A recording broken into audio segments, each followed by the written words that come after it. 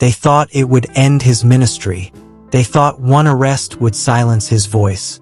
But what they didn't know is that you cannot stop a man who walks with God. This is the powerful story of how Apostle Joshua Selman was falsely accused, arrested by the EFCC, and how God turned the whole thing around, shocking the world and putting his enemies to shame. Let me take you back to how it all happened. It all started quietly. At first, there were whispers, nothing loud, nothing public, but deep inside government circles and hidden spiritual covens, some people were becoming uncomfortable with Apostle Joshua Selman's rising influence. He was not just preaching in churches anymore. His messages were shaking nations. University students were turning away from cultism. Wealthy men were giving their lives to Christ. Occult members were renouncing their powers. It was becoming too much. And so a plan was born. A quiet, strategic plan to shut him down. One evening, after a powerful closed-door prayer session in Abuja, 3 men in black jackets walked into the compound. They were from the EFCC.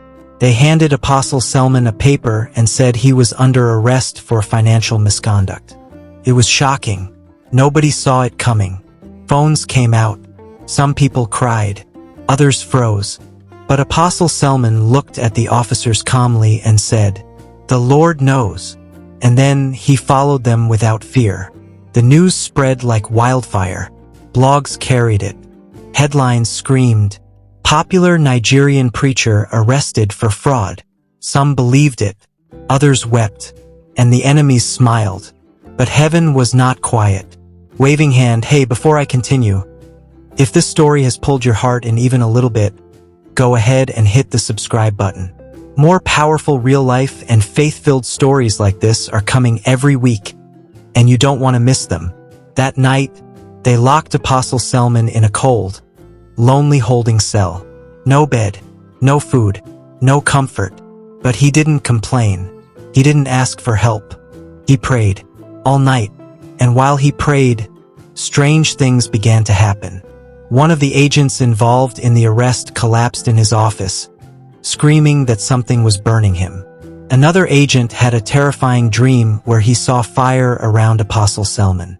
One of the senior officers started confessing to his wife, "This man we arrested, something about him is not ordinary." They were all shaken, but still no official statement was released. The public kept waiting. Then, the unexpected happened. One of the men involved in the false accusation couldn't sleep anymore. He said in his own words, "For days, I kept hearing a voice say, 'Touch not my anointed.' I was tormented. I had to speak." So he walked into a news station, live on camera, and said, "We were paid to destroy his name, but everything we used against him was fake. There was no crime. The entire country went silent." That video went viral in less than an hour. Even unbelievers began to say, "This man is truly of God." 3 weeks after the arrest, Apostle Selman walked back into Koinonia. No press conference, no big announcement, just a simple, peaceful entrance. And when he climbed the altar, the whole place went quiet. He said just one sentence, "Many are the afflictions of the righteous, but the Lord delivers him out of them all." The entire building exploded with shouts and worship. People cried. A woman in a wheelchair stood up without being touched. A young boy who couldn't speak suddenly began praying in tongues. And one of the EFCC officers, who secretly came to observe, fell on her knees weeping. God had spoken. From that day, things changed. People who mocked him now respected him deeply. New countries invited him to preach. The youth became more on fire for God than ever.